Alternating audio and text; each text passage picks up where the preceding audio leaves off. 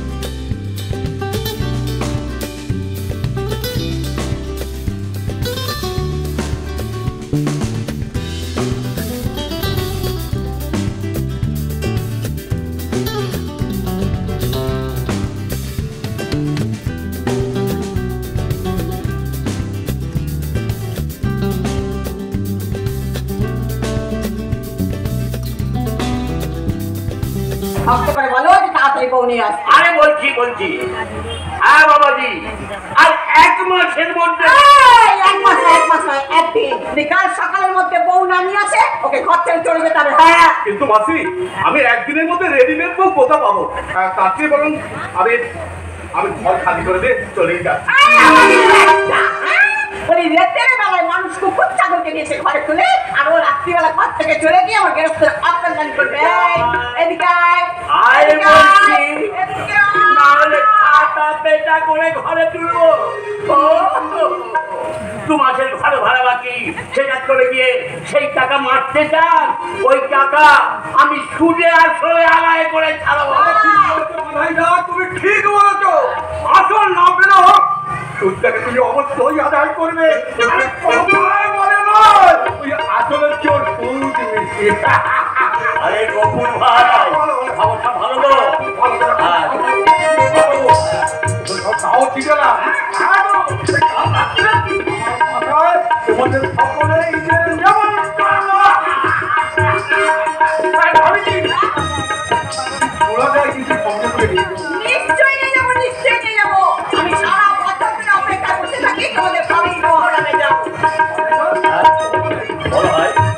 আমি হাত পুরুষ করে পাশাপাশি বাস করি। তোমাদের দোল দুর্গোৎসবের সময় আমাদের মন প্রাণ কেমন বেঁচে উঠে। রমজান মাস যখন রোজা রাখি, সন্ধ্যাকালের ইফতারে তোমার গাছে লেবু, কলা আর নারকেল পাঠাও। কেন পাঠাবো না ভাই, কেন পাঠাবো না? ভাই বলো, বন্ধু বলো, সবই তো তুমি। যে যাই বলো, এই বাংলাদেশে আমাদের দু ভাইকে কেউ আলাদা করতে পারবে না। আমরা যেভাবে পথ চলছি ঠিক সেইভাবেই পথ চলছি। সবার হৃদয়ে রবীন্দ্রনাথ, চেতনায় নজর। গানা রে, সবার হৃদয়ে রবীন্দ্রনাথ, চেতনাতে নজর। যতই আসুক বিঘ্ন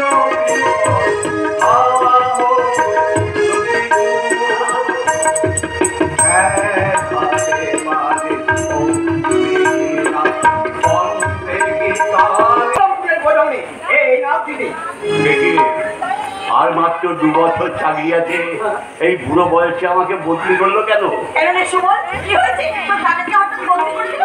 আরে বুঝতে পারছো না, আমি যে পরিষদ সরকারের মাল আটকে রেখেছি, একটা পয়সাও ঘুরতে নেই। নিশ্চয়ই তোদের ইঞ্জিনিয়ার সাহেব এই পিছন থেকে কলকাঠি নেড়েছে। আরে কি বলছো? হাজার হোক সে তোমার নিজের ছেলে।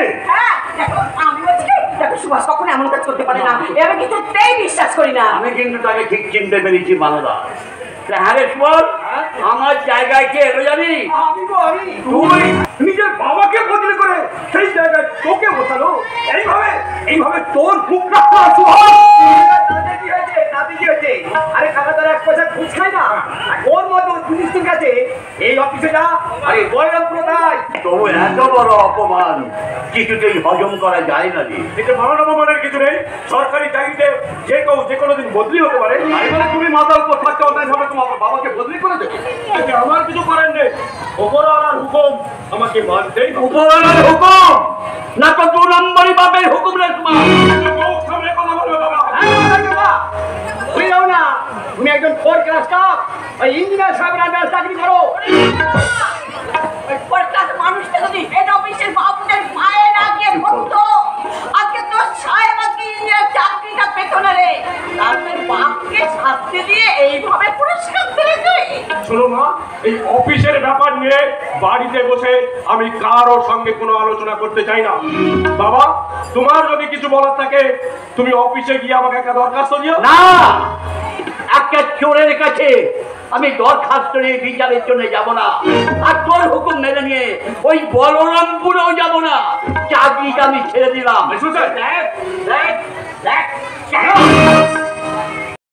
শ্রদ্ধা সহকারে বলো, নমো বিষ্ণু, নমো বিষ্ণু, নমো বিষ্ণু, নম অপবিত্র পবিত্র বা সর্ব অবস্থান গত তো বিভা যশরে কুণ্ডলী কাক্ষ সবাহ্য অভ্যন্তর সূচি মাধব মাধব বাচি মাধব মাধব হৃদি সরন্তি স্বাধব সর্ব কার্যেষু মাধব স্মৃতে সকল কল্যাণ ভাজন যত্র জায়তে পুরুষ সমোজং নিত্যম ভজামি শরণমহং হরি। নমো বিষ্ণু।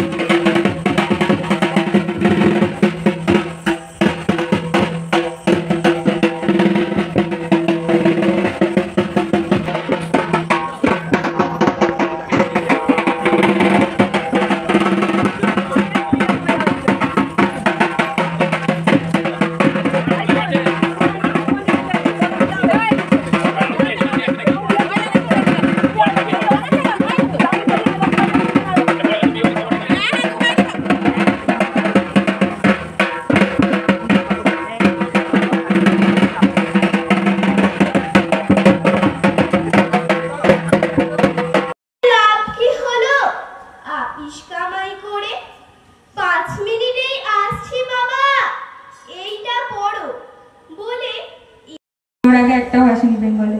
তো মায়ের ভরসাটা রেখেছিলাম আর ভগবানের আশীর্বাদ আমার পাশে ছিল। একটা জায়গায় 3-3টে গোল্ড মেডেল আনি ওখান থেকে আমি, আর ভারতের জাতীয় পতাকা ওখানে আমি উত্তোলন করি। Thank you so much everyone. তো